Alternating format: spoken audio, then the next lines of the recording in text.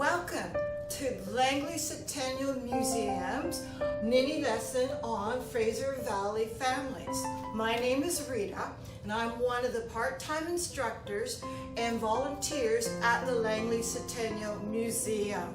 I love being in this museum because there's a great collection of photos and objects that people from long time ago used in their everyday life. We display these photos and objects, which we call artifacts. So if you come to visit the Langley Centennial Museum, you will be able to see how people from over 150 years ago, and that's the late 1800s, early 1900s, used to live in the past. Now, one thing that has never changed over time is people living in families. There's a saying that they say the more that things change, the more they stay the same. Well, families, we have always lived in families since the beginning of time. What has changed about our families is how we do daily things in our life and how we live together. For example, families can vary in size. Hundreds of years ago, it wasn't unusual for families to have 8 to 13 people living together. But today, our families are gotten smaller, and you might have a family that looks something like this. This family has a grandmother, a father, a mother, a son, and a daughter living in a home, and they have a couple pets, a cat and a dog. Your family might have more children or less adults, but families are basically the people that you live with and take care of. Now, one thing that has not changed over time is that all families have basic needs. And if we don't meet these needs, we won't stay healthy and happy. What has changed, though, is how we meet those needs. So one thing that a family needs is shelter. We all need a place to get out from the cold weather or the hot, sunny days, and we need a place to keep our things. How our shelters are made have changed over time. Another basic need we need is food.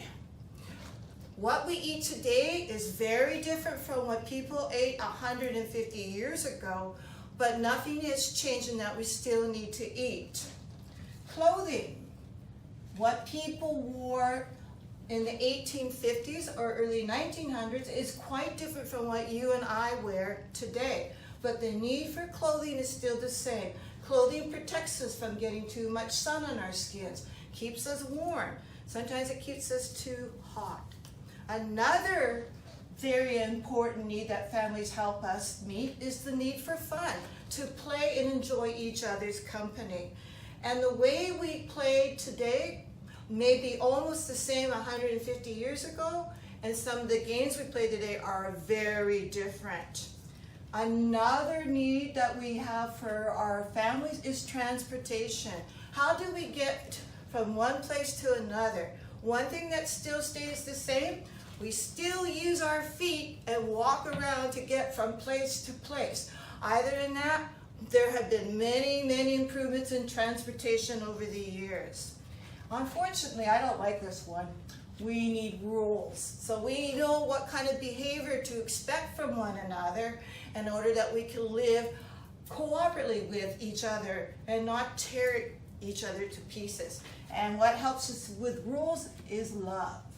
Now today, I'm going to be focusing on probably 4 of these 7 needs that a family has that we need to meet each day. And the first one, I'm going to talk about shelter.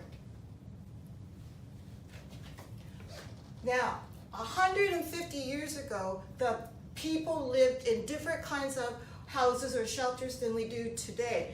And the main reason that our homes now are different from the homes in the 1850s is that our land looked quite different and our technology was different. Here is a photo taken in the Fraser Valley about 150 years ago. As you can see, it looks very different from the downtown Fort Langley today. You can see in the background these lovely mountains and the forest, all of these trees in a river. Now I want to show you how large these trees are. So here is another photo to give you an idea of what the land looked like. These tall, magnificent cedar trees. They were used by the First Nations people to build their plank houses, were what we commonly call the longhouse.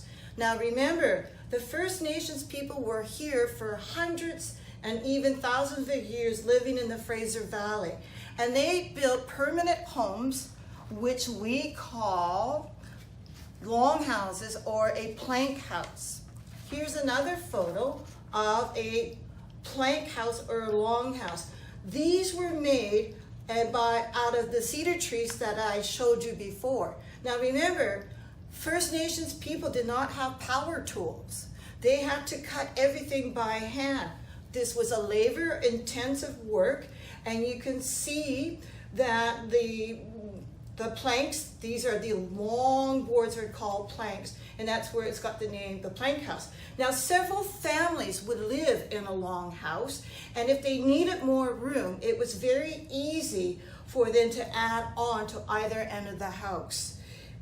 So that is what the First Nations people were living in when the pioneers, these are people that came from other parts of the world, began to move into the Fraser Valley and to build homes. Now they had to make use of, they could not come and buy a ready-made house. They had to make their house from scratch. And I would love to show you the size of one of the trees that they would have cut down by hand. Right behind me is an example of how large the trees were in British Columbia in the 1850s and early 1900s. You can see that this tree is probably as tall as I am. Now remember, back in the 1800s, both the First Nations people and the pioneers did not have power tools. They did not have chainsaws. But what they did have was ways of cutting these trees down by hand. When the pioneers came into the Fraser Valley, they had to make their homes quickly because they needed to clear the land to put in their first crop for farming. So they came up with this very creative idea. They took the stump from these large Douglas firs and cedar trees and used that for the base of their house. Then using the wood from the tree they cut down, they could add extensions to their home. So this is an example of a very early home in Vancouver, British Columbia. Now, today, people spend a lot of time and money improving their house. We like to change the color of the paint, buy new furniture, maybe add extensions to our homes. Well, the people in the Fraser Valley in the 1800s, they also did the same thing. And over time, they kept making improvements to their homes, and their homes started to look like this. Very close to what a modern family house looks like in 2020. Now we are going to talk about food. This is a need that has never changed since the beginning of time. People and families always need to eat. However, the type of food that we eat today is very much different from the type of food that the First Nations and the pioneers had in the 1880s and 90s. Here on the table, we have kiwi, eggs, cranberries, strawberries, potato, carrots, mandarins, tuna fish, cereal, cantaloupe, blueberries, hazelnut, dry beef, honeydew, and pineapple. And now I want you to think about which foods would not be available in the 1850s. Remember, we did not have refrigeration and ways of transporting food from long distance quickly so it would not spoil.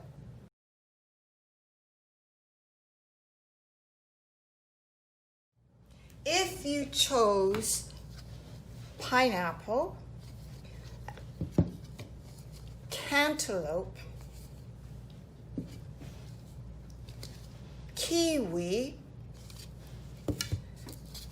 honeydew,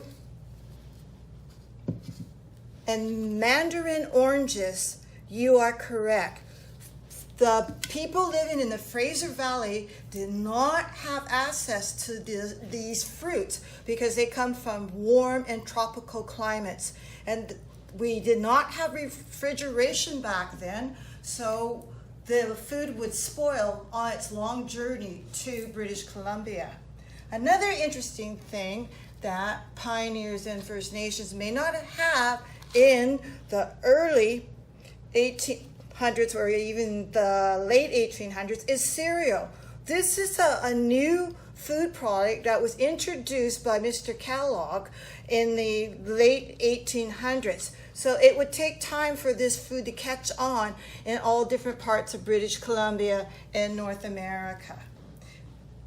One thing that we need to remember about food is that food was very seasonal way back 150 years ago because we had very few ways of keeping food for a long time. So we would have to eat our blueberries and strawberries very quickly if we did not dry them like these cranberries have. Now, drying food was a technology that both First Nations and pioneer people used to keep their fruit longer, and they could use it over the winter months. You might have even eaten something called fruit roll-ups, which is dry fruit. Another interesting thing I became aware of is that although the pioneers planted potatoes, the First Nations people knew where to find wild sweet potatoes. This is not a wild sweet potato, but it represents a food source that was available in 150 years ago. They also had access to eggs. The pioneers would raise chickens on their farms, but the First Nations people, they would gather the eggs from wild birds' nests. One of the most popular ones was seagull. Now, carrots were grown by the pioneers, but the First Nations people, they knew where to find wild carrots. They looked like parsley. They were long and skinny and white, but highly nutritious. So both the pioneer communities and First Nation community had carrots to eat. In the Fort Langley area, what was very common were hazelnuts. Now, nuts can keep a long time because they come in a shell. You can open them up. They're highly nutritious and they are delicious. And both communities had this food in their diets. Now, back to this can of fish. This fish was put in a can so that it would keep for long periods of time. This technology of putting fish in a can came from Europe in the late 1850s. This way of preserving food was so popular that almost 100 different canning places were developed up and down the coast of British Columbia. In fact, I worked in one of the last working fish canneries in British Columbia in Steveston, and my job was gutting fish. It was hard, it was smelly, it was hot and noisy inside, but the pay was wonderful. One thing I remember when I was working is that when we were going home and we were waiting for the bus to come and pick us up, the bus would stop a couple blocks before us and they would open all the windows because all the workers from the cannery were going to get on that bus and we would probably smell it up quite badly. So fish and I don't really get along too much. However, I do have a delightful story about when I was working in Pemberton. The First Nations people still smoke their fish today. It's kind of a special treat. I forget what they used to call it, but I remember in the fall, the children would come into the classroom and they would have this smoke fish. And we would have boxes outside where they could put it there and they could eat it later on for recess or lunch. This technique of drying and smoking fish and canning fish is still used today. In British Columbia, we have really great sources of meat. We have bear and moose and elk and rabbit. And when the pioneers came in, they started to bring cows overseas. Now, if you don't have a refrigerator, you have to figure out how to keep the meat from spoiling, and so you can eat it a long time from when you caught it without getting sick. So this meat was dried and smoked and probably salted. Salting is a very old technique of preserving food. I actually bought this morning in the superstore, and it's called beef jerky. I tried tasting it. It's not bad. So if you are going hiking, this will make a great little snack. Now, we talked about salting, and here's a picture of in the and this is taken, I believe, in the Fort Langley area, and this woman is slicing fish open, and they're salting it, and they're going to put them in barrels, and those barrels were then sent back overseas to the people in Europe, and that's how they found out about our delicious fish. Now, we have talked about how families in the past met their needs for food and shelter. Now we're going to talk about clothing. Have you ever rummaged through your closets, through all your shirts and pants and tops, and at the end decided you had nothing to wear? Well, back 150 years ago, that would not be possible.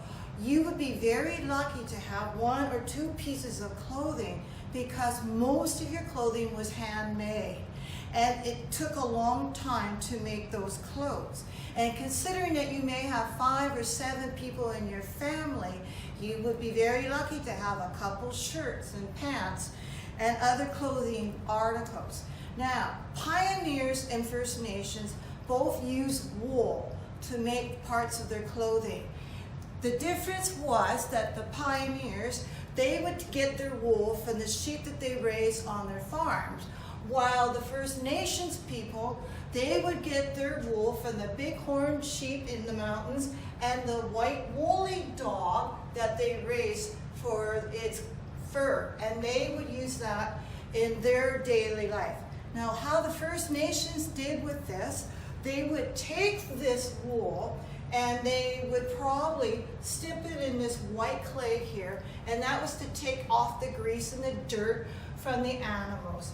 They would probably have some kind of pounding tool, and they would pound on the fiber to break it down to make it easier to stretch out and twist it into long strings of wool and round it in the ball. And then after all of that was finished, they were able to start weaving these blankets. Now, this took a long time to make a blanket. It could take up to 2 years. So that is probably a really good example why you did not have a lot of possessions in your home. Now, the First Nations people were also amazing weavers. They would take strips of birch bark off the tree, and then they would pound and break down the fibers like this, nice and soft, and they could weave it into clothing. And a lot of times they weave these, a shawl, and they may even have a dress that they wore. And I am very impressed with that technology in their weaving. They also took the cedar bark, probably not break it down as much, and they also made hats so they can keep off the sun and the rain. They also use, another thing that the First Nations used was the skin from an animal. This is from a deer. So after they ate the deer, they would scrape the hide, clean it off, dry it, and they probably had other steps in between to make it soft. Then they would cut out the clothes, punch holes in it, take the sinew from the animal, and string it through those clothes to make a pair of leggings or a tunic. That is a lot of work. So if you have 7 people that are growing in your family, you'd be lucky to have several outfits in your closet.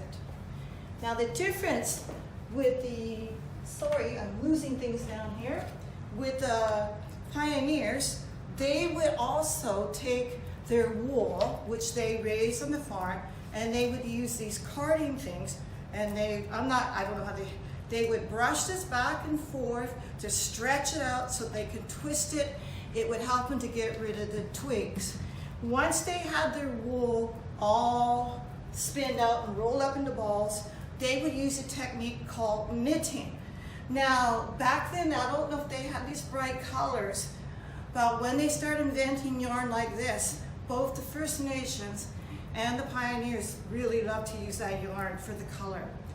My understanding about knitting, and knitting took a long time, they would take these needles and they would stick the needle in here, and they would then go over and they would take it off, and they would begin taking it and adding another row.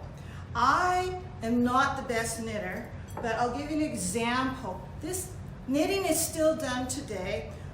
The First Nations and the people from around the community still knit today. This was made by my sister. She knits for the hospital in Delta, and this is for a little girl. When I am really cold, my sister was watching the Olympics, so she made me this sweater with a hoodie on it. 150 years ago, we did have fabric. It cost money, so you would be very careful how much you used. And this, you would cut out a shape and then you would sew it together by hand. And they kept doing this until we got those wonderful inventions. They would take a needle like this and they would poke it in and out and pull the thread in and out and make a new outfit for themselves, their daughters, their sons, or husbands. As you can tell, the way that clothes were made and the styles that we wear have been changed over time. Now we can just walk into a department store and have ready to wear clothing. So things are still the same. We still need to wear clothes to keep us warm and dry, but how we get our clothes has changed over time. Now let's review the 7 basic needs that a family needs to stay healthy and alive. We have love, rules, transportation, clothing, shelter, food, and fun. We have already discussed how people met their needs for shelter, food, and clothing. My favorite one is, how did people 150 years ago have fun? Now, children back in 150 years ago did not have a lot of toys. And in fact, they had to make do with everyday items they found in their backyard. So what was very common in all parts of BC were sticks and stones. Now, what can you do to entertain yourself with sticks and stones and be safe? Well, one of the games that people would do, they would pound the sticks into the ground, so it would stand up like this, and they would have maybe 3 or 4, 5, however many they found, and then they would stand back and they would take a stone and try to knock those sticks out of the ground. Kind of like bowling today, only this was probably more fun. They may also have taken the sticks, spread them apart, and try jumping over them to see who can jump the farthest, kind of like modern day broad jump that we do in track and field. If they have a longer stick, they could throw that. They could try to jump over a long stick or even go under. So just with a few simple everyday things, children invented their own fun. Another thing they would do, they would take a piece of wood, and when it's wet, they would bend it and tie it and make hoops. Now you got sticks, stones, and hoops. What can you do with these hoops? I bet you have some wonderful ideas. Not earrings, they don't work, but you might want to put them on the ground and try to throw the stones into the hoops, or you might want to make a series of hoops and try to make an obstacle course, and you have to step in all the hoops. There are many, many variations of this particular, what you can do with a hoop. Now, what can you do with a piece of material?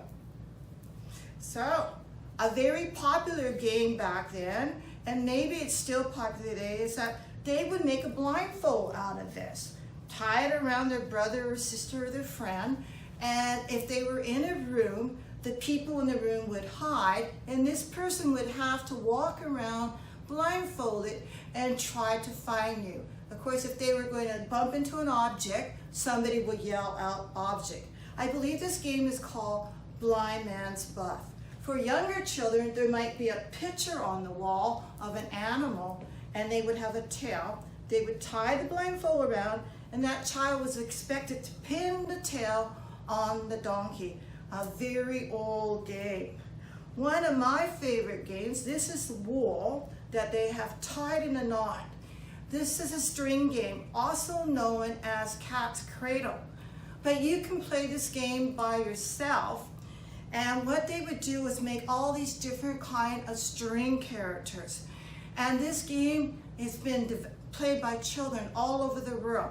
So I'm going to see if I can show you what they, oh, wait a minute, how they would make this string game. So the, sorry, I can do this. I practiced this. I did my homework.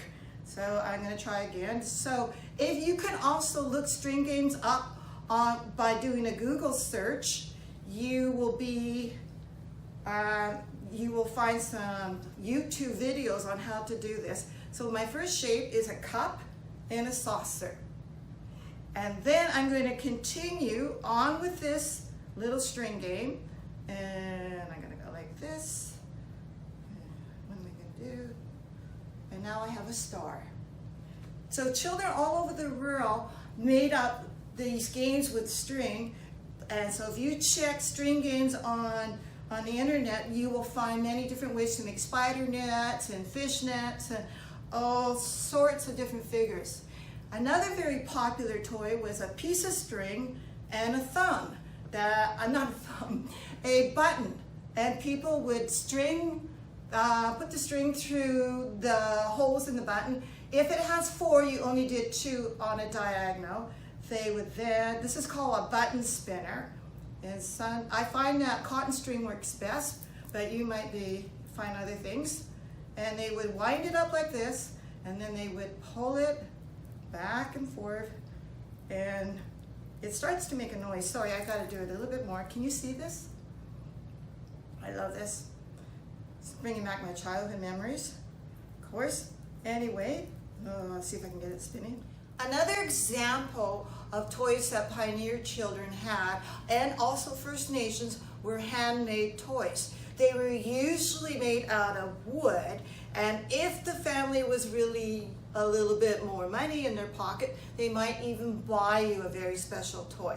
So here is one toy. It looks like an improvement of the big hoops that I was showing you, but they would take this toy and then they would try to probably throw the rings onto the wood peg that's sticking out. A very simple toy, but it's very nicely made. I love this one. This is a carved wooden teddy bear, and its joints move, and this is very fragile. I wish I could buy one, but this child would have been very lucky. It would have taken a very long time to make this toy.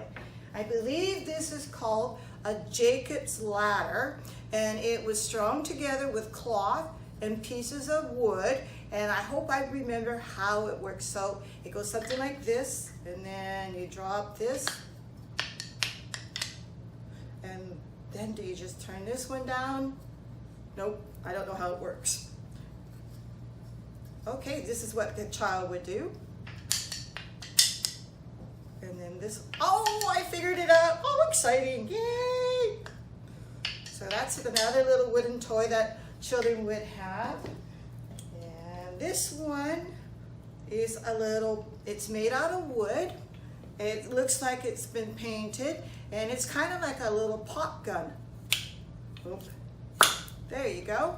So you would pull this back in, and you would, it's actually a lot of fun to play with, even though I'm really not too old to be playing with toys. This is another unique wooden toy that may have been bought or made for the child. Now remember, children did not have a lot of these toys. So they took much better care of them than I believe I did of my own toys. Now this works by going up like this, and it climbs up the wall, and then it comes back down. And I guess they can make any kind of animal or shape, and they could keep playing this little wooden game.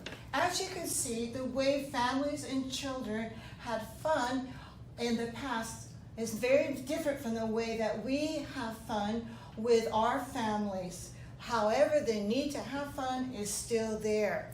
In fact, the way families have lived from 150 years ago has changed greatly. However, our needs for food, clothing, shelter, fun, and love has not changed. And we will always be thinking of creative ways to improve how we meet our basic needs. Now, this ends our mini lesson on Fraser Valley families. I hope you enjoyed the video, and maybe one day you will be lucky enough to come and visit us and explore our permanent displays, and you can learn more about how people lived a long time ago.